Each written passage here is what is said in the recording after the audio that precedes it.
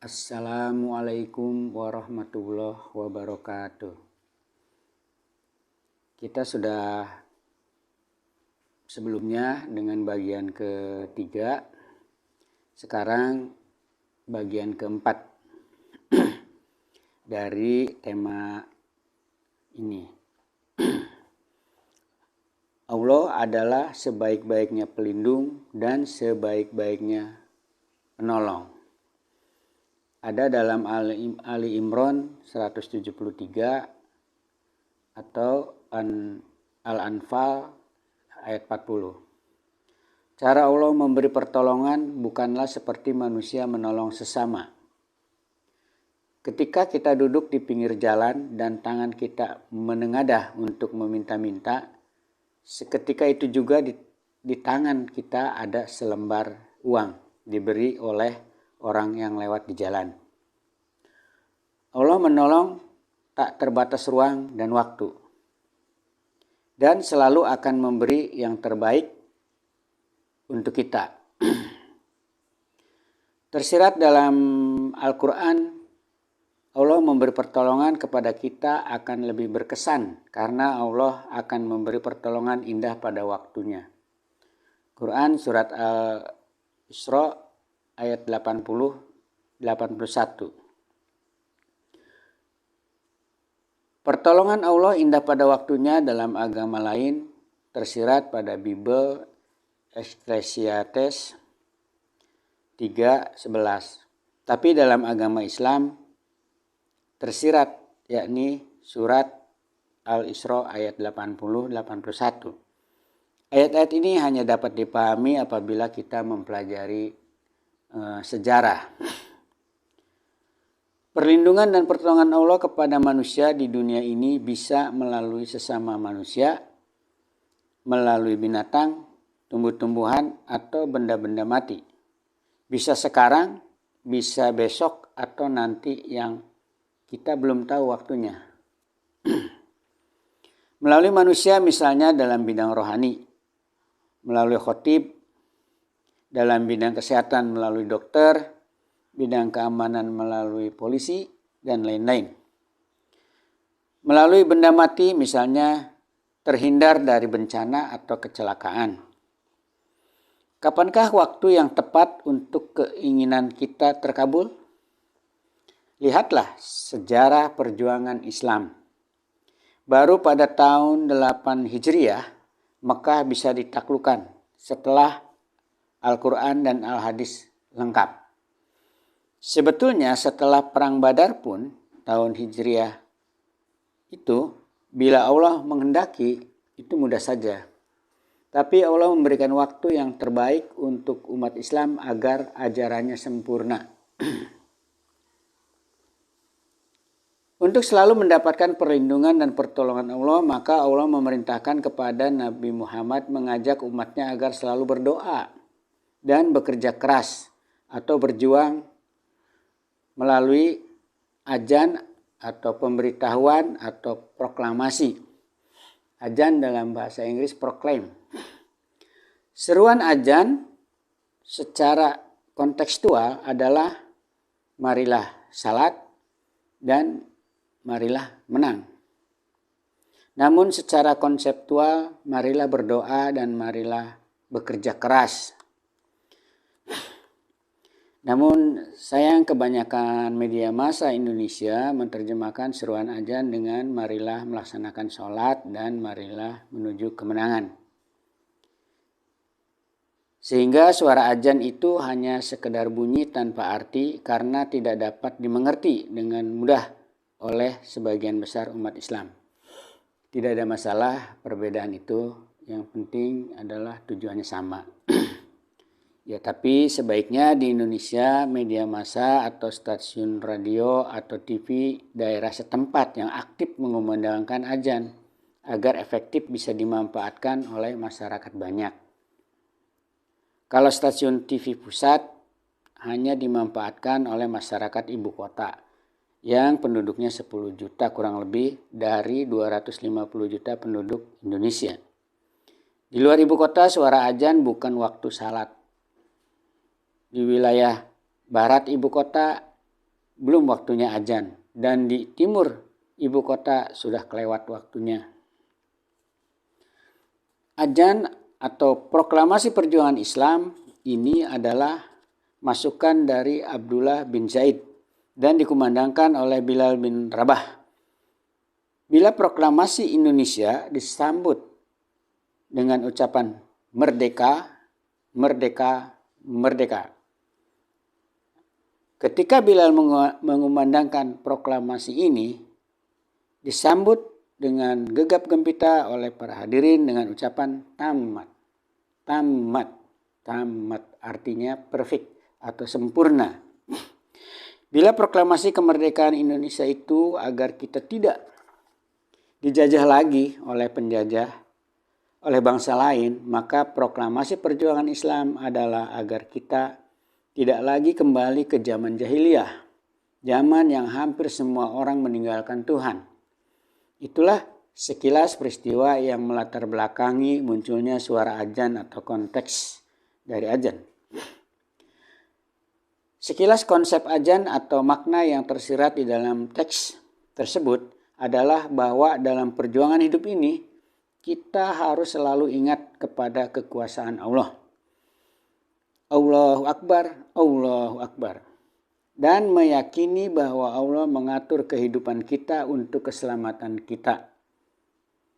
Asyhadu alla ilaha illallah. Dan meyakini juga bahwa Muhammad sebagai utusan Allah adalah petunjuk jalan hidup di dunia ini untuk keselamatan kita di dunia dan di akhirat. Asyhadu anna Muhammadan Rasulullah. Perjalanan hidup yang begitu berliku dan melelahkan di dunia ini menuntut kita untuk banyak berdoa. Hayya 'alas shalah.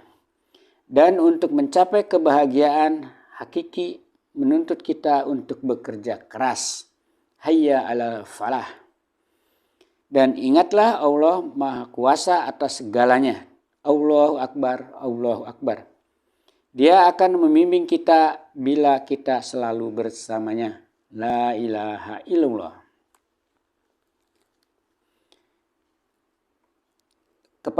Kembali ke terjemahan. Terjemahan kata majemuk atau idiom tak sama dengan umumnya, bukan hal yang salah bila maksudnya adalah benar. Contoh, what's your name? Siapa namamu, bukan apa namamu. Terima kasih, thank you, bukan receive mercy. Maka teks azan atau lafal azan atau teks proklamasi perjuangan Islam ini bila diterjemahkan dalam bahasa Indonesianya kurang lebih yang dimaksud hayya 'alas shalah adalah marilah berdoa. Dan hayya 'alal falah adalah marilah bekerja keras. Dalam bahasa Latin dikenal dengan idiom ora et labora. Teks proklamasi ini konsep dalam bahasa Indonesianya kurang lebih sebagai berikut. Allah yang maha besar. Allah yang maha besar. Aku bersaksi bahwa benar-benar tidak ada Tuhan selain Allah. Aku bersaksi bahwa benar-benar tidak ada Tuhan selain Allah.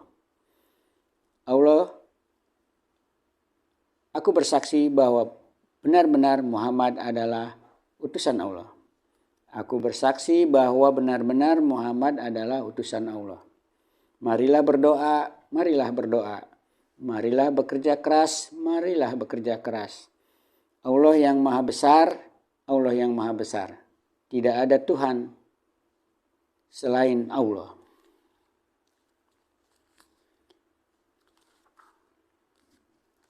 Kalimat ilahi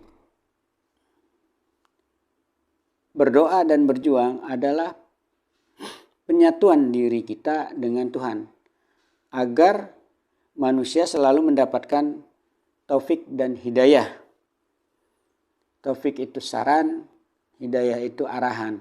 Jadi mendapatkan saran dan arahan dari Tuhan yang Maha Pemurah atau Ar-Rahman dan Maha Penyayang atau Ar-Rahim.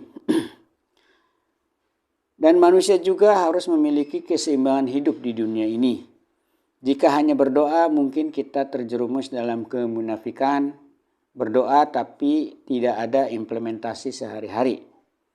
Jika hanya bekerja saja, mungkin akan terjerumus dalam kemusyrikan, tidak ada intervensi Tuhan dalam bekerja. Jangan sampai kita hanya bekerja saja, tapi juga harus meminta perlindungan dan pertolongan Allah. Berikut ini kisah-kisah pertolongan Allah dalam kehidupan dunia. Pertama, kisah pribadi atau kisah seseorang. Di antaranya dialami oleh Nabi Zakaria dan Siti Maryam. Peristiwa ini diungkap dalam surat Maryam. Diungkapkan juga oleh agama Yahudi dan Nasrani sebelum datangnya Islam dengan kalimat ora et labora. Lengkapnya kalimat ini adalah ora et labora jus ades sonhas. Berdoa dan bekerja, Allah hadir di sana. Ada terdapat dalam surat Maryam ayat 4-7.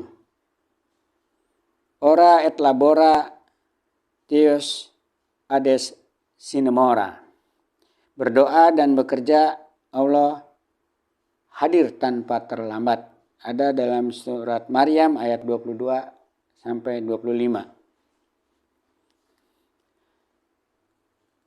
Yang menarik adalah kisah suatu bangsa, sekelompok orang. Di antaranya bangsa Arab yang berubah begitu cepat dari bangsa yang bodoh, terbelakang, dan biadab menjadi bangsa yang berintelektual, modern, dan beradab.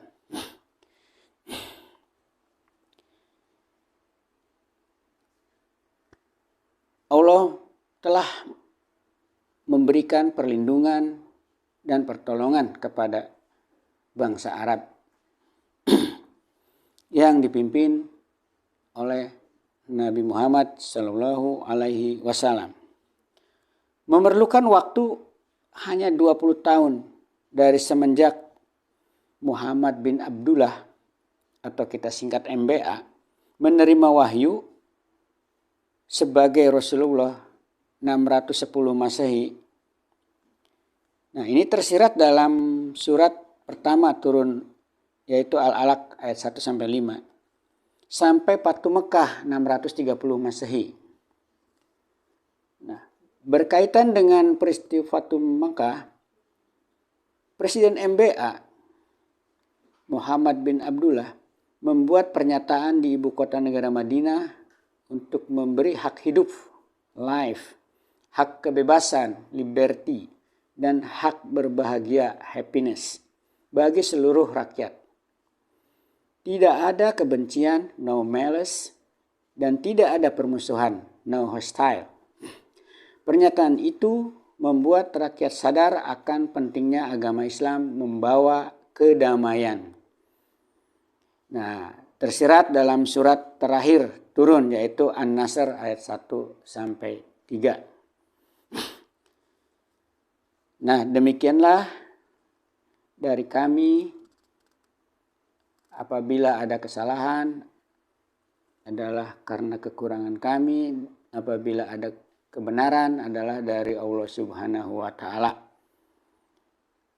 Demikian. Wassalamualaikum warahmatullahi wabarakatuh.